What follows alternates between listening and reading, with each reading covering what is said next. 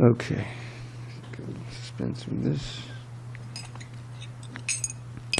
Jaya Radha Madhava Kunja Bihari.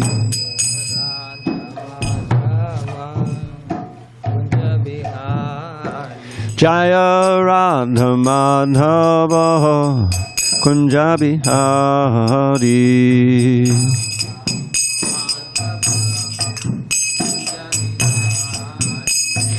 Gopijana Vallabha Girivardhari.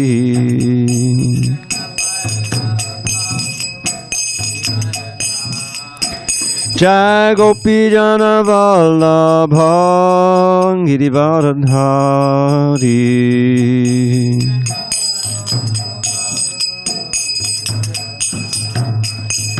Yashodanandana Braja Jana Ranjana. Yashodanandana Braja Jana Ranjana. Yamuna Tira Vanachari. Jamuna Tira Vanachari.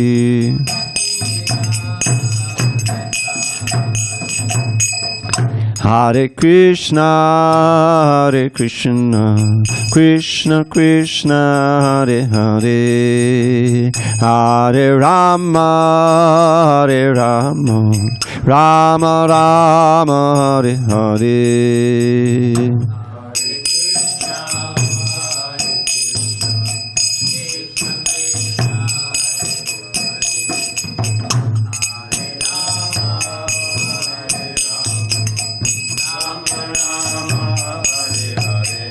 Hare Krishna, Hare Krishna, Krishna Krishna, Hare Hare, Hare Rama, Hare Rama, Rama Rama, Hare Hare.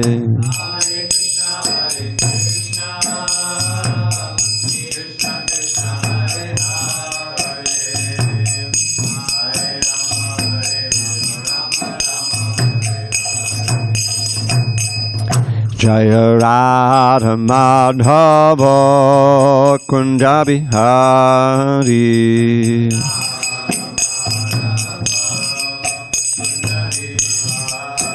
Jaya Radha Madhava Kunja Bihari.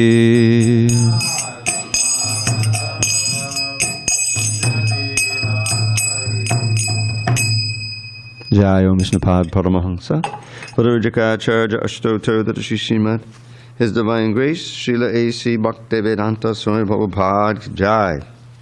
ISKCON BBT Founder Acharya Srila Prabhupada Ki Jai. Jai Om Vishnupad Paramahansa Varujaka Ashtotar Dadashi Srimad His Divine Grace Srila Bhakti Siddhanta Saraswati Thakur Ki Jai. Ananta Koti Vaishnavinda Ki Jai. Namacharya Srila Haridas Thakur Ki Jai. Kantaraj Srimad Bhagavatam Ki Jai.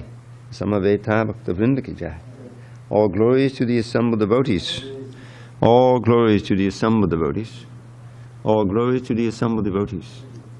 All glories to Shri Guru and Gauranga.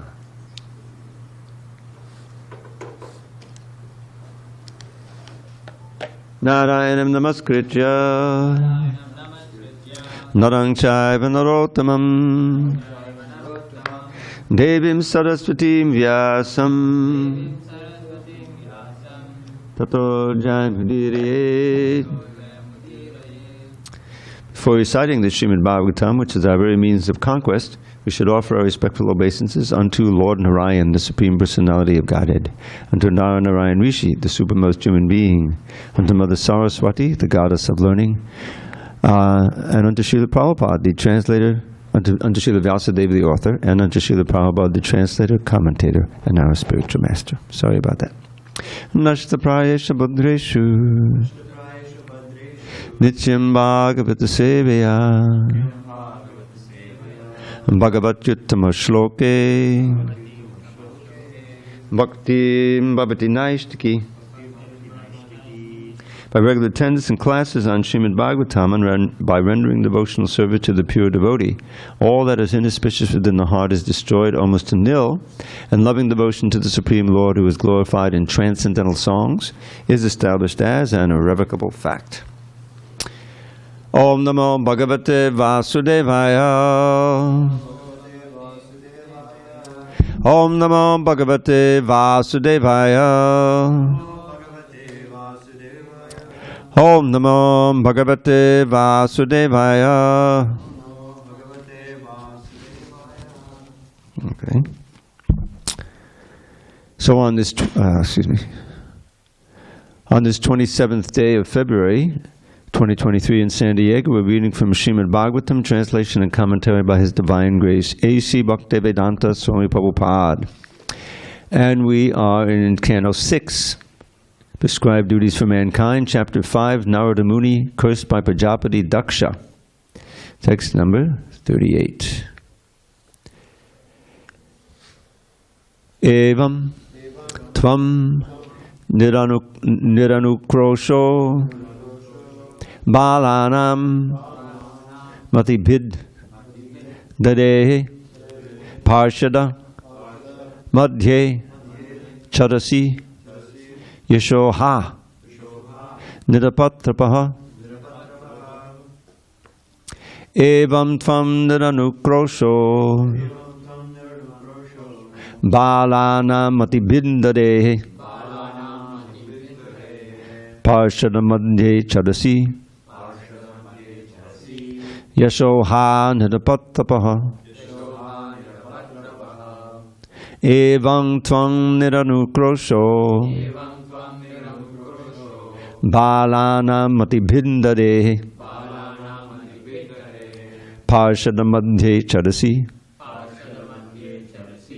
Yashoha Nidapatrapaha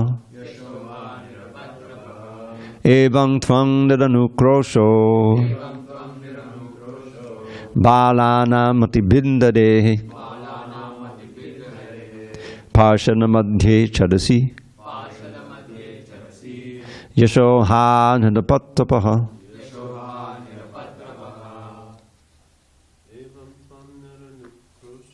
Evam Tvam Niranukrosho Balanam Matibhindare Parshana Madhye Charasi Yashoha Nidapatrapaha Evam Tvam Niranukrosho Balana Matibhindare Parshana Madhye Charasi Yashoha Nidapatrapaha Evam Tvam Niranukrosho Balanam Matibhindare Parshana Madhye Charasi Yashoha Nidapatrapaha Evam Tvam Niranukrosho Balanam Matibhindare Parshana Madhye Charasi Yashoha Nidapatrapaha. What else you can do? Evam Tvam Niranukrosho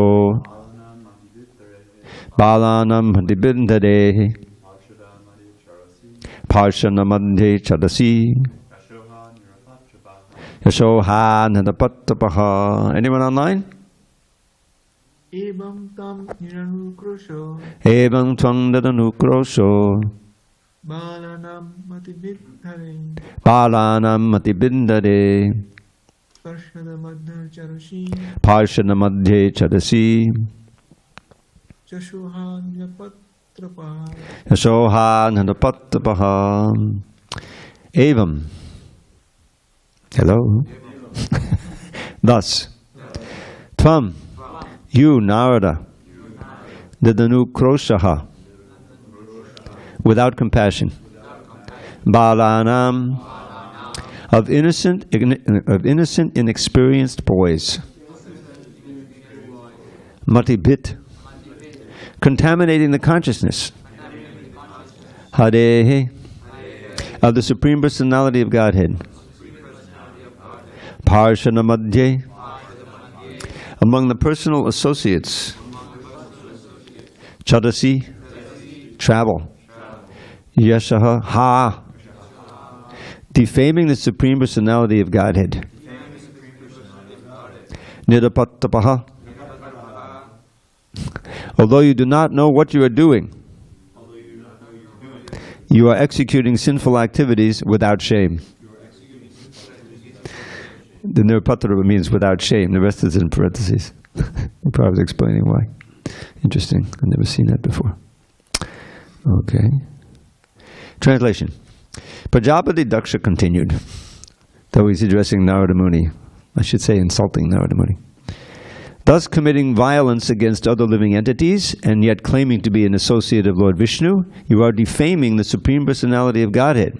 You needlessly created a mentality of renunciation in innocent boys, and therefore you are shameless and devoid of compassion.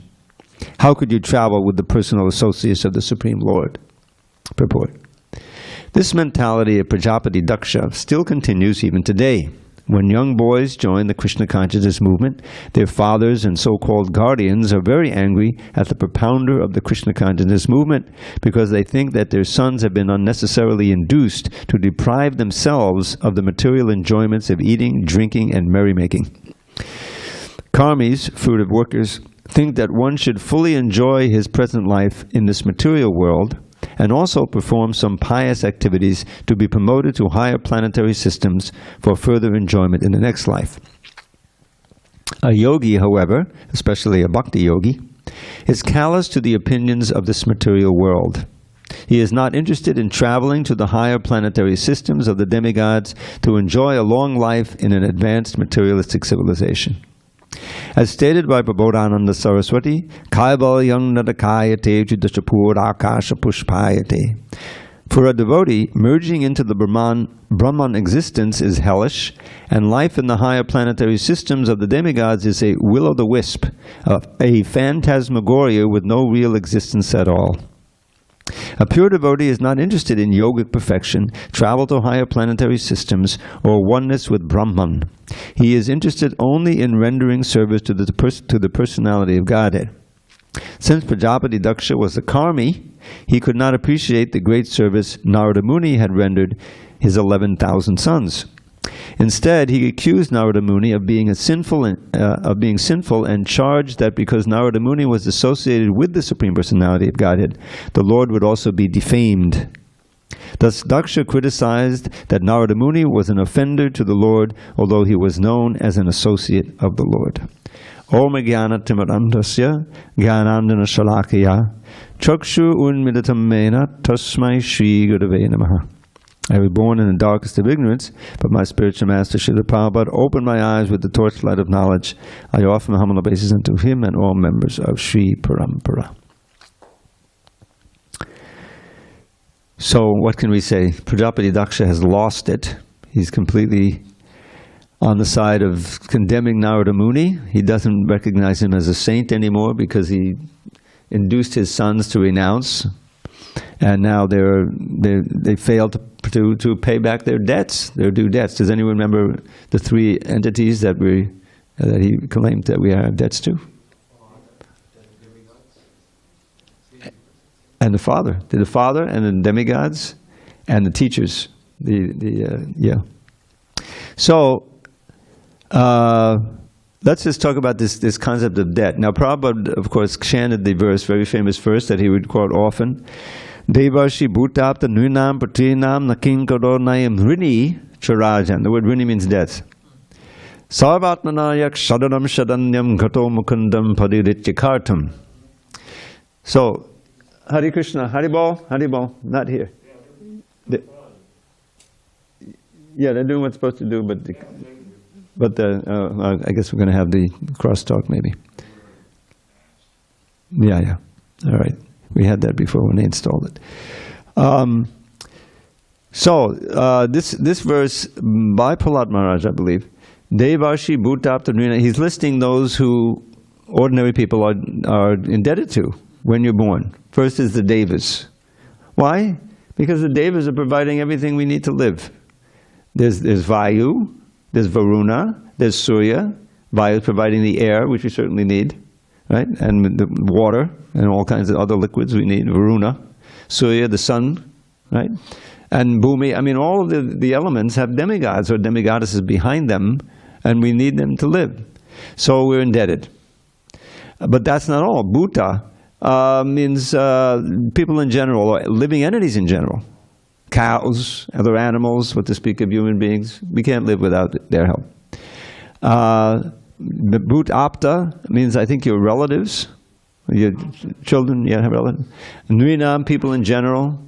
And Patrinam, the forefathers, right? The forefathers, they're our ancestors. Without them, we wouldn't exist in these present bodies anyway. Kinka, even the servants. Even if you have servants, you owe them something because they're serving you. You're giving so we get all of these benefits from the rishis, the teachers. There are Devarshi, Bhutapta, Nrinam, Patrinam. Nakinkanonayam. So the word is not there because he's going to explain. Rini Charajan, you're no longer indebted to all these people that you would otherwise be indebted to if you take full shelter of Krishna. Sarvatmana, with your full body, mind, and soul.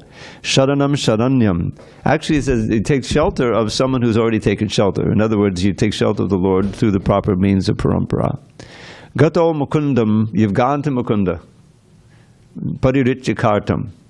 And you've given up your sense of being responsible for your activities. In other words, you're no longer bound by karma, which you would be otherwise, which debt is a kind of karma, bad karma. So, in other words, it's just like, you know, if you have all these credit cards and you have a lot of debt on them and you're all worried about it. So I think there's a service you go to or some way you can consolidate it all into one debt, right? And if you just pay that every month, then they won't bother you. I've been fortunate to this entire lifetime. I've never been in debt. Maybe I owed $5 to one of my friends one time. I don't remember, but debt is a kind of this great distress. Now let's think about debt for a minute, because debt is what this world is made of. You know, do you know that the United States government has now incurred $31 trillion of debt? That means all of the T-bills and everything they sell. In other words, the treasury bills means they're borrowing money from people. And then you hold this treasury bill and there's some interest that they get and they can cash it in at one point. So the government is now $31 trillion in debt. People in general, credit card debt is, I don't know how much, $16 trillion. Then you have the student debt. I went to college for a short period, but I didn't go into debt. They gave me a full scholarship, you know, and so I had to work one night a week in order to pay something for my room and board. So that's good. But now the universities used to be, sorry.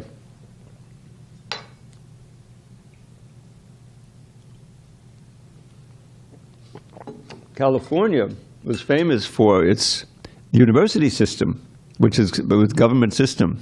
And there were fees, but they were minor. In other words, if you were qualified, you had good grades and everything, they wanted you to, because they understood more how valuable it is to have educated people in the society.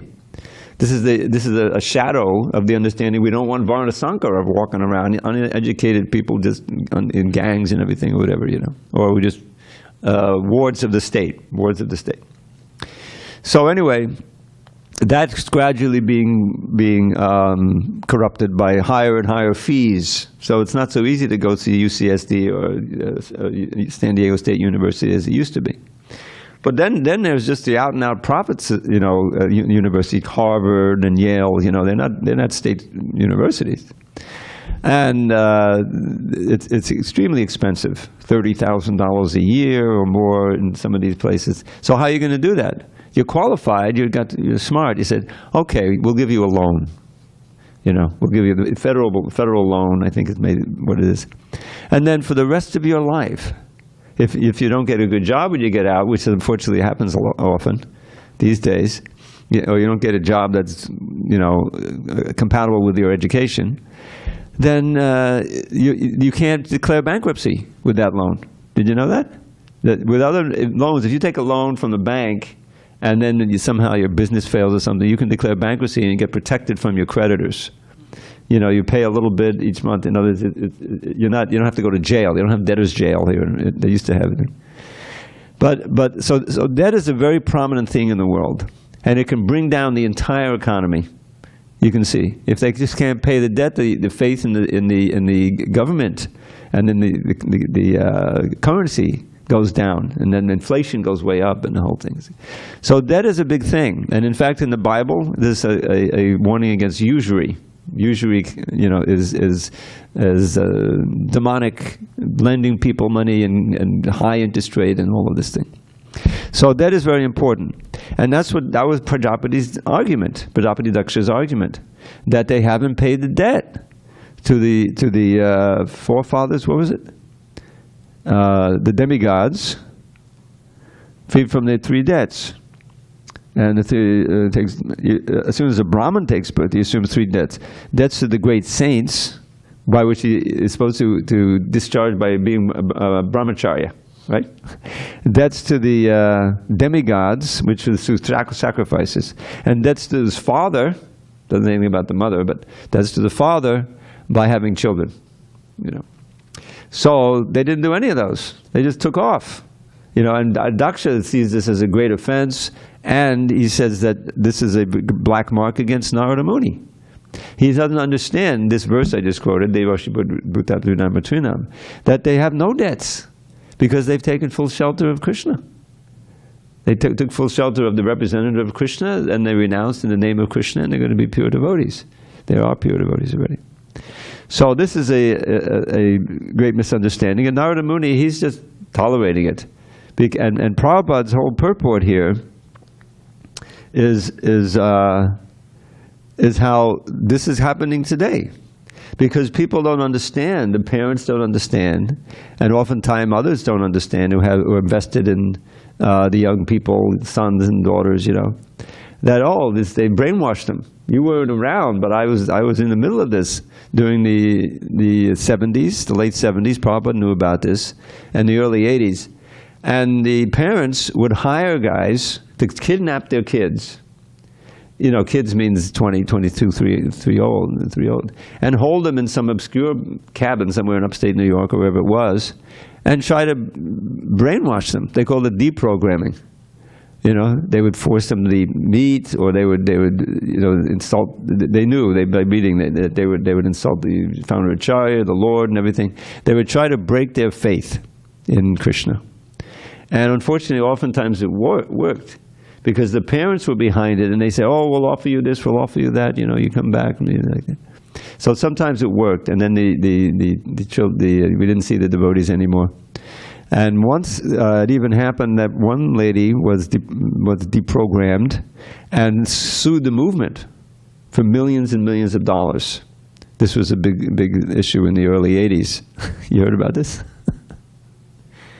And Gopal Bhatta Prabhu helped save the movement. He said, okay, all the temples in America, because they're trying to get control of all the temples in America, including LA. You can imagine how much they could sell that for. The whole, they own so much. And declare bankruptcy. In this way, you're protected from the suit, until the case is over. And we had to pay a few $1 million, but not they were looking for $30 million, which would have bankrupted the entire North American yatra. So, and we got help from India. We got help from the Indian temples. They were prospering like anything, growing and everything. So they helped to defray the costs, and we were able to settle. Ambarish helped and like that. But it was a real danger to the movement. And I remember there was a case during Prabhupada's time where one devotee was kidnapped from the New York temple. And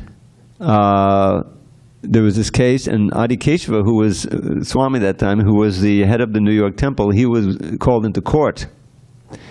And before he went to court, he went to Mayapur. It just happened to schedule that way, and he told Prabhupada, and Prabhupada, saw him as a very important member of the movement now, undergoing this case, and he was preaching just like he did in this purport here.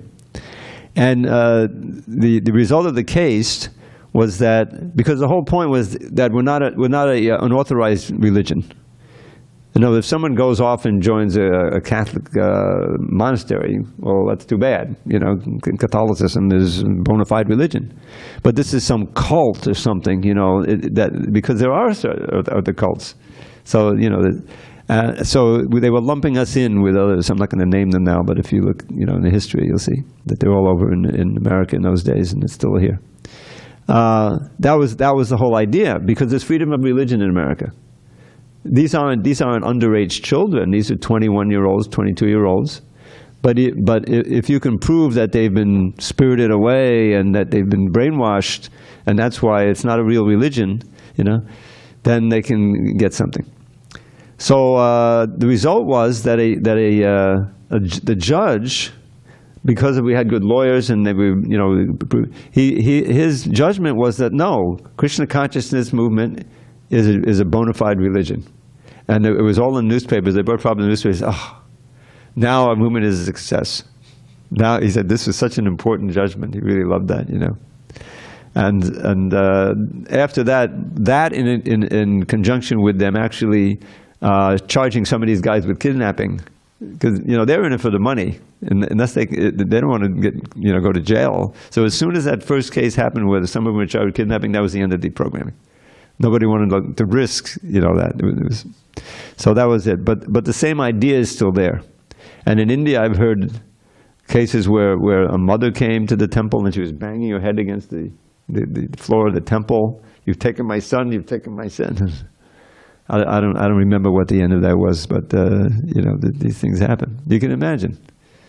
You guys don't have to imagine so much. Your parents, as long as you're getting married, fine. Because then the debt of the children, the grandchildren, right? That's a big thing.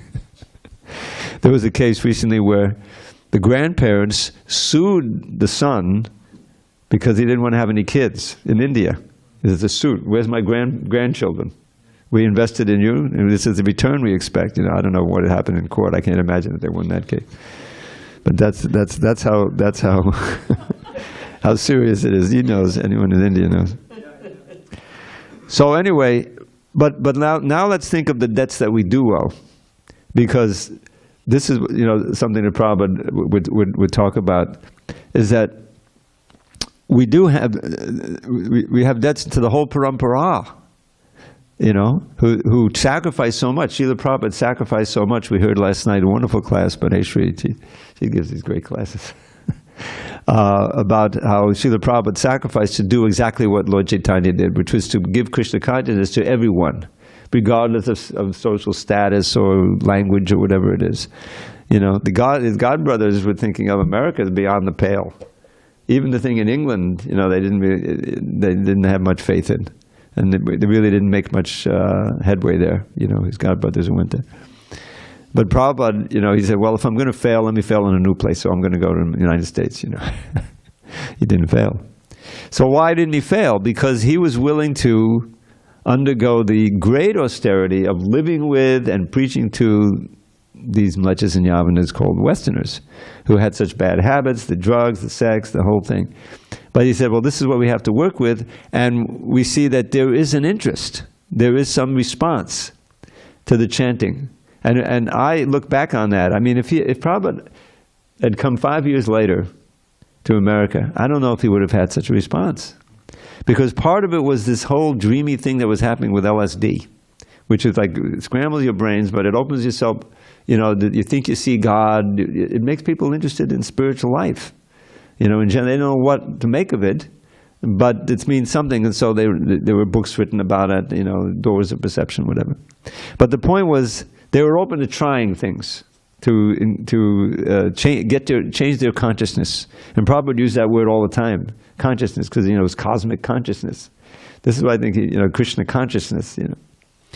And it worked. It worked, meaning that they tried it. They tried the chanting of Hare Krishna, which is the key. As soon as you start chanting, and he would chant for hours, and they would, some get into it because the music is there, the whole thing. The transformation takes place, and you can't chant for any length of period, and with even the modicum of concentration, without feeling the effect, without feeling, oh, this is cool, And Prabhupada can reprint a pamphlet, they stay high forever, so it was kind of a high. There was the whole thing. So there were many people came and many people left, but a few came and stayed, became serious devotees, and became the pioneers of the movement, and the rest is history, they say. So that was Prabhupada's genius and his tremendous sacrifice. I mean, this movie I keep touting. I got to maybe find a way to show it. I think you can do it. We can do it with the projector, right, and the computer.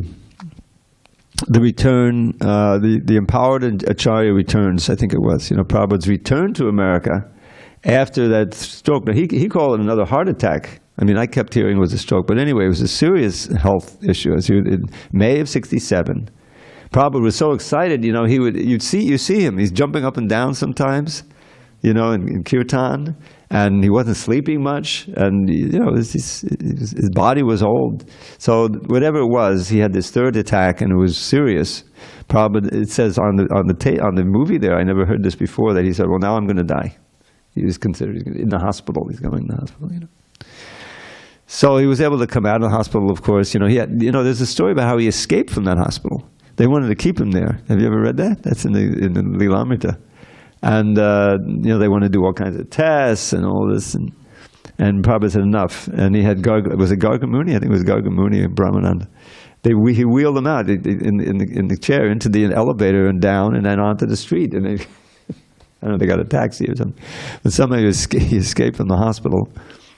And he agreed to go to California, where the weather was supposedly warmer, but not where he was, not near San Francisco. San Francisco was notoriously cold. His wind blows out there. So he wasn't happy there. He was apart from the devotees. He couldn't go to the Ratha Yatra. The first Ratha Yatra was held there. So he decided to go back to India. Now, the way we always read it was that he was going to go back for his health. But the way he says it in the movie is that I went back to die. I went to Vrindavan because I thought I was going to die. Well, he obviously didn't die. He got some Ayurvedic medicine, and he kept getting letters from the devotees. Please, in the way Prabhupada described the letters, please come back, please come back, please come back. That was the gist of the letter, You can imagine the emotional letters he got. So then he came back in December of that same year. And the reception was just, the tears, and hundreds of devotees came to the airport. And then things took off from there. I won't get into the details. But just think of the debt we all owe to Srila Prabhupada. Where would we be if he stayed in Vrindavan? Where would we be if he didn't come the first time? We'd be right where I'd probably be dead by now. I certainly wouldn't be happy. I wouldn't be non-depressed, let's put it that way. So that debt, how can we repay? Well, you can't repay it. It's such a great debt. But the way you can try to repay it, you should try to repay it, is simply becoming Krishna conscious and preaching Krishna consciousness, trying to give it to others, try to do what I did, even in a small amount. And the way, the means of doing that, Prabhupada gave, which is ever expanding, is the book distribution. And also he wanted the Harinams to go on. He was very adamant about that. The importance of the Harinam. He said in one letter, was it as long? Yeah, it's just as long as the chanting is going on, meaning the Sankirtan. Because that was the integral part of everything in the early days. Everyone would go out on Harinam for hours every day, And then things are going to go on okay. In other words, the people who are doing it will be enlivened, and they'll be so enlivened they'll make new people. And that's exactly what happened. So, and Prabhupada, he sacrificed so much, to sleep, and the anxiety, the movement, there's always some crisis somewhere, getting letters, and this sannyasi with blue and everything.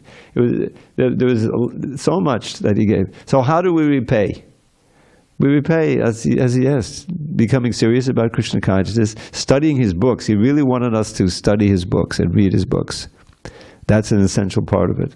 And we have the classes, of course, are essential, but at the same time, to read all the books, the main books, especially the Bhagavad Gita, the Srimad Bhagavatam, the Nectar of Devotion, and the CC, and of course the others, Isho, and all of them. That's how we can reciprocate with Prabhupada. And that's why in the Guru Puja song, which we sing, and that was, Prabhupada said at one point, that's the most important part of the morning program, the Guru Puja. Mangalarti, of course, getting up, that's very essential, but this is very, very, very essential, the Guru Puja. And then, what is that? Guru Mukha Padma Vakya Chichate Koriya Aike Arna Koriya Manayasha. So, this is a song in which, my understanding is that Vishnu Chakravarti, Narottam Das Thakur, excuse me, is enjoining us, those who are hearing the song, is imperative.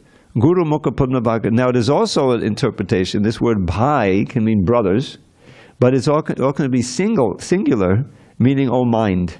He could be addressing his own mind. We can take it both ways. Make the words of the spiritual master one with your consciousness, and don't desire anything else. And then the same verse, Shri Guru Chadana Rati Ese Uttamagati. That affection for the lotus feet of the Guru. In other words, so much sacrifice to have a feeling for Srila Prabhupada that we want to please him by hearing his words, putting them into action, following, giving them to others. That is the ultimate means of advancement. Why? Because this is how everything was moving in those days. They had great affection for Srila Prabhupada. He was giving himself personally, you can imagine, And so a certain number of them became sold out, and they were sacrificing their lives because they wanted to please Prabhupada. They loved Prabhupada. So the affection and the attraction for the lotus feet of the spiritual master is the best means of advancement, because it inspires you to overcome the internal and external blocks to surrender, to taking on, following the process of devotional service, which itself is surrender. Getting up early, the shower, shall I say cold shower? At least take a shower, and regularly coming and doing everything that we know constitutes the process, the sadhana bhakti. So that's all undertaken because we have faith in Prabhupada's words. We see his own personality and his own lifetime reflecting the glories of devotional service and the whole parampara. And we want to please him. We know that he's not dead. He's eternally alive. He's watching us, his super soul.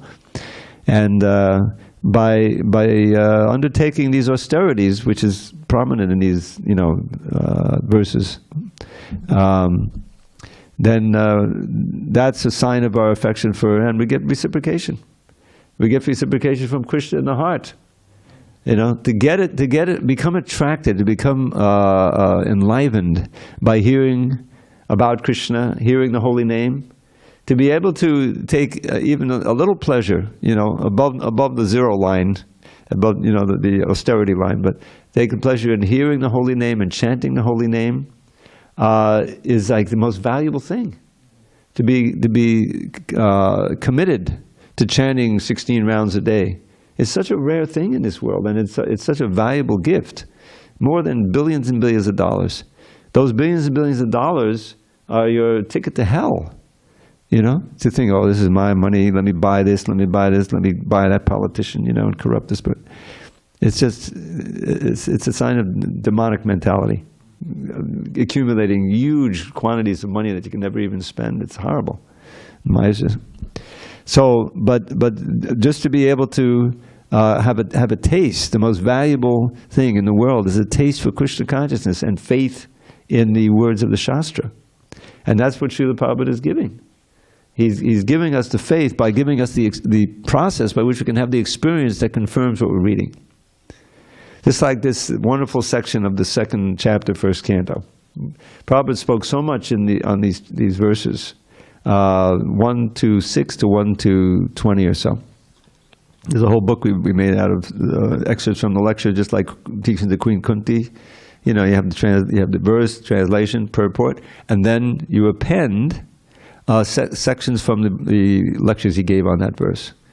That's what the teachings of Queen Kunti is, the teachings of Lord Kapila, and that's what the Dharma, the way of transcendence is. So the whole thing centers on the getting an attraction for hearing Krishna Katha, isn't it? Is that okay? What's real dharma? How can we be happy in this world? What is the source of happiness? This is the question of the sages. What is that dharma? What is that practice by which the soul can be completely superseded, completely satisfied? Well, what's the answer you're thinking? Krishna consciousness, right? It's bhakti. Savai pungsang paro dhamma yato bhaktir arhokshaje ahaitukya pariyata yeyadma supersedati. That is a supreme dharma which engenders pure devotion to Krishna. To Arhokshaja, he uses this name. A very nice name. It's a name that's not a Vrindavan name. It's not even a spiritual world name. It's just describing the Lord as the transcendent Lord. The transcendent Lord. That everyone can understand. Transcendent means you can't see him, you can't perceive him with the. Okay, but you have to have at least faith that he exists. Otherwise, you won't even open the book. So savai pangsang paro yato bhakti arhokshaje. That dharma, whatever it is you're doing, that evokes that bhakti, that loving devotional service to the invisible Lord, the transcendent Lord, that's the supreme dharma. But there's a catch. And the catch is that bhakti, in order to fully satisfy the soul, has to be unmotivated. Means no material motivation. If we didn't have any motivation, we wouldn't be here. Everything is motivated. But we're motivated by the desire to go back to Godhead, by the desire to get liberation, and eventually just by the desire to please Krishna. But that's a mature motivation. But our original motivation can be, yes, I really want to go back home, back to Godhead. Prabhupada said 1,000,000 times.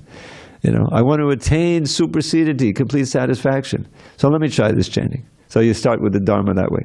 Ahoituki, and to really please the self, apratiyata, means uninterrupted.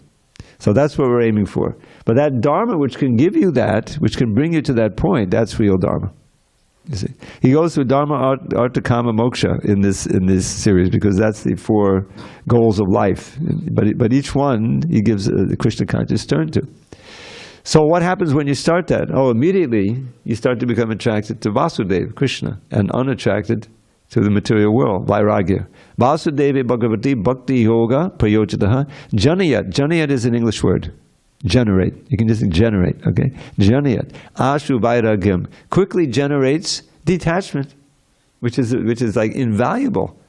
People, their whole clinics. How can I get free from this monkey on my back? This heroin that I got attracted to. I just took this pill. It was supposed to be, and it was it had fentanyl in it now. People have all kinds of attachments. But here's Vairagya. You get Vairagya. You can get freedom from these desires that are taking you to hell. So that's the first installment. You become less attached. Just like otherwise, how could you stay in the ashram? You were attached. You still may be a little bit attached, but it's not pulling you. Janayat Yashu Vairagyam Jnanam Chari. So 2 things, knowledge and detachment. Knowledge is coming through the books, knowledge is coming from the heart, everywhere is knowledge. And then he says, so the 3rd verse is that, on the other hand, Dharmak Swanasitak Pungsam Vishakshena Katasayak Notpadi Yariratim Shamahivikevim. Dharma Suanustitak. It's not Svanustitak, it's Suanustitak. If you follow your prescribed Varnashram Dharma, your material Dharma, that's very good according to certain shastras. Dharmak Swanustitak Pungsam Vishaksena Katasak, but it doesn't awaken any attachment to hear about Vasudeva, to hear about Vishaksena is the name of Krishna. Then what is the phrase they use? Shrama? Shama hevi kevalam. It's nothing but work. All you get out of it is the exhausted work. It's insane. There's a definition for insanity, given by the Greeks, because they're an island, so the beach is there, just like you have the beach here. If you go down to the beach and you see someone who has this big, long iron pole, and he's outstanding, just, up to the knees, beating those waves, beating the waves. This person is nuts. What can you get from that? It's not even a good exercise, So that's Shramevi Kevalam. A lot of work for no result. Even in the dharma, you're doing your social dharma. I'm being a very nice Brahman. I'm being very nice Vaishya and everything. But whatever I'm doing, it's not making me more interested in Krishna. In other words, it's Maya. So that's an important point. Then he talks about what you should do. If you do your dharma nicely, then you get some wealth. So that's what to do with the wealth. He says, Dharma is meant for liberation. He's taking the reason, not for kama. Dharma not for artha, not for money. But in the course of your dharma, then he said, you shouldn't use any artha you get for kama. If you use it for sense gratification, then you're digging a hole. You're getting more and more entangled. So this dharma that you perform may be giving you vairagya, but you may also be getting some money. But if you use the money for sense gratification, it goes against your vairagya. You're defeating, self-defeating. So that's he's covering all the bases. It's meant for apavarga. Prabhupada explained apavarga means liberation. Not artha. It's not meant for the money that you get. Nartasya dharma kantasya kama labha hismita. And if you do get some artha, don't use it for sense gratification. And then he says, very important verse, which is an echo of the first sutra of the Vedanta Sutra. That's why the Bhagavatam is a proper commentary. He says, Kamasya indriya pritir, labo jiveta yavata, jivasa tattva digyasa nato yashaya karmabi. You can hear the echo. Yeah. So kamas and indriya, with your desires, you shouldn't try to satisfy your senses. You're going to have kama, you're going to have desires, but they have to be purified and directed toward Krishna. Not toward indriya priti. That's literally sense gratification. Kamas and indriya priti, labo jiveta yavata. One should live as simply as possible, keeping body and soul together. Just keep it as simple as possible, the kinchana. Labo jiveta yavata, jivasa tattva digya. What should you live for? You're not going to live for sense gratification, you're not going to live for kama, you're not going to live for fame. Well, what am I living for? To inquire into the absolute truth. Jivasya tattva jigyasa, atato brahma jigyasa. You can hear the echo there. Tattva jigyasa, narto yaschaya karma. Nothing else should be the goal of one's work. Artha can also mean goal, not money. So that should be the goal, not to make money for sense gratification. So then the question is, what is that tattva? Who knows the verse? Amoga. What is that tattva? That absolute truth we should search for. Vadanti? I knew you knew it. Vadanti tattvadas tattvam jnanamanvayam brahmeti padamatmayeti bhagavaniti sabhyate. Those who know the truth, they describe it in three ways, according to the different means of approach and the different levels of understanding of the absolute truth. Brahman, Paramatma, and Bhagavan. You've all heard that, right? So then he's saying, yes. How do we realize that? Tat Shradhana Muniyo Jnana Vairaga Yuktya Pushyant Yapani Chapana Bhakta Shrutigahitya. So one has to have faith in the process, the words of the Guru. Muniyo Jnana Vairagya, equipped with Jnana and Vairagya, which he said will come if you practice devotional service. The second verse. Pashyant Yatmanicha. Then, if you do it nicely, you'll see the Lord in the heart. This comes in at the end of the series also. Pashyant Yatmanichatmanam. Not the white light or the Brahman, you see the Lord. If you practice your bhakti according to the authorized shastras. And therefore, here's the bottom line on Varnashram. Atak Pumbir Dvidashesta Varnashrama Vibhagashaha Swanasita Siddharmasya Samsidhir Haditoshanam. So all of the Varnas in the ashrams, right? The brahmacharya, grihastha, vanapasa, sannyasi in the ashrams, and the brahmins, kshatriyas, vaishyas, shudras in the varnas. The perfection is to satisfy Hari. In other words, if you're not performing bhakti yoga through that activity, then it's going to become corrupted, which is what happened in India. It becomes just a class thing. What is it? caste system, that is based on birth.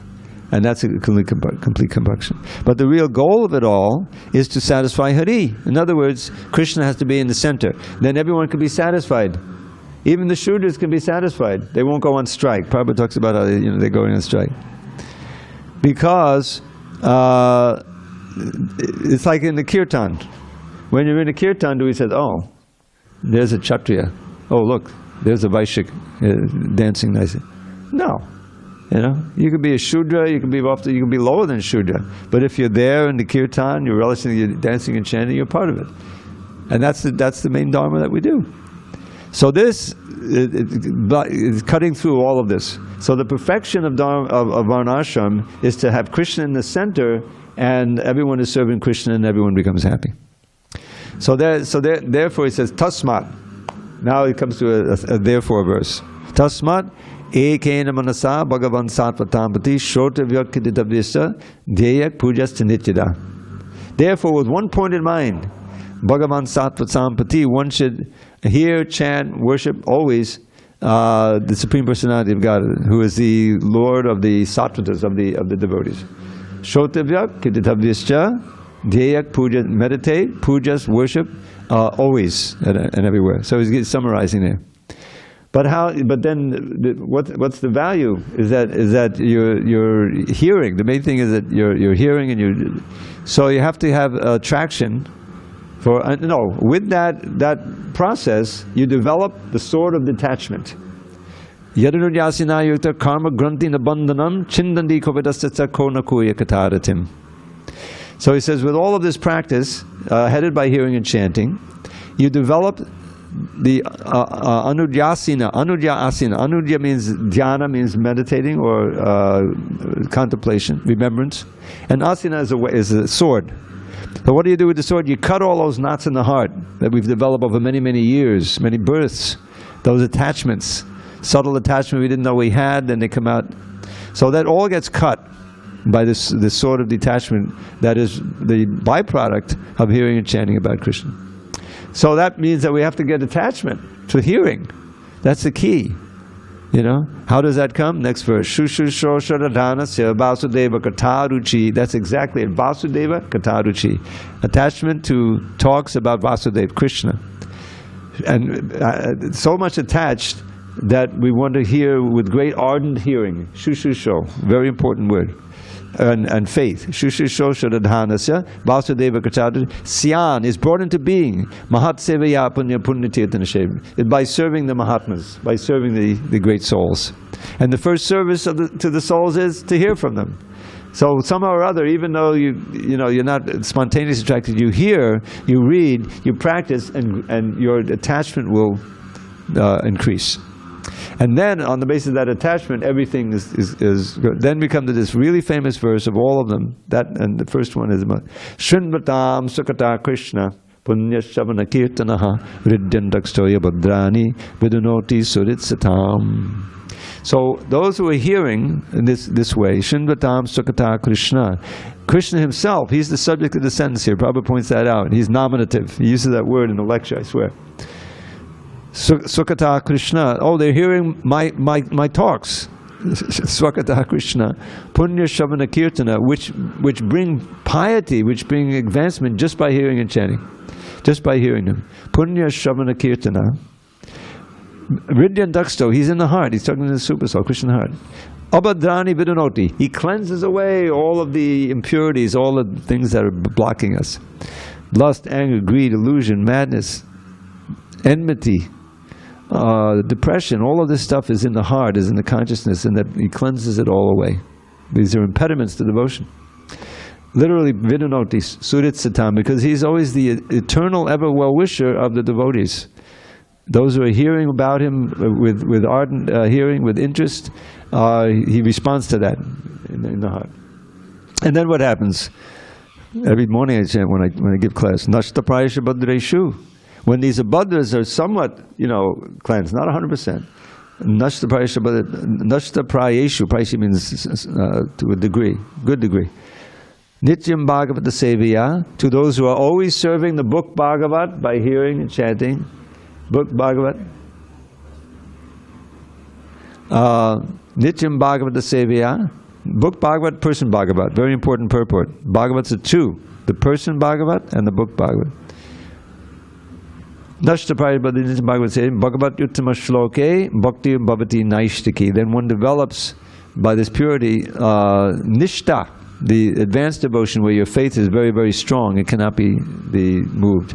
And then it proceeds. Evam Tadarajas Bhava. Then the modes of passion and ignorance don't bother you anymore. That means lust, anger, and greed don't bother you. You become fixed even more in devotional service, in the mode of goodness, in the mode of pure goodness. And then Evam Prasanna Manaso. Then your mind is always joyful. Your prasanna means clear, and it means very joyful.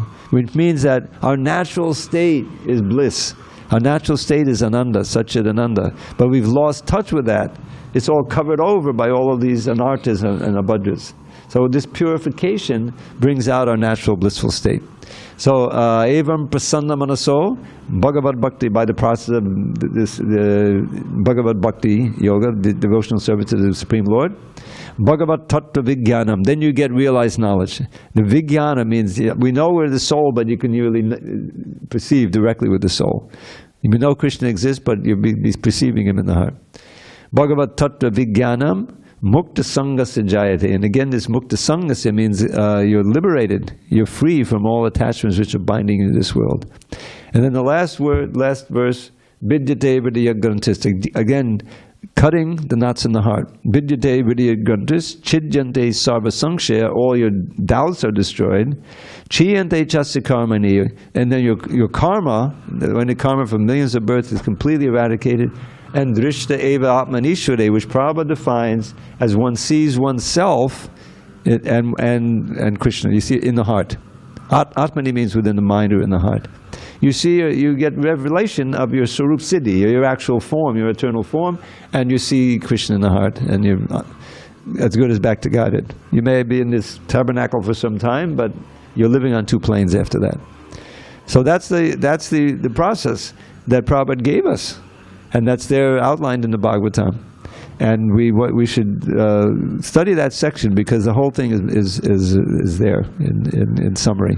And we should try to progress on that path and get, it's all based on the hearing and chanting. Everything comes from that.